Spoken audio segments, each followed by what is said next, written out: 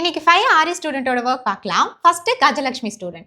அழகான ஒரு ஃபேஸ் ஃபில்லிங்ல eye portion, eyebrow, nose, lip and கிரீடம்னு எல்லாமே ஸ்டூடெண்ட்டுக்கு நம்ம கைட் பண்ணியிருக்கோம்.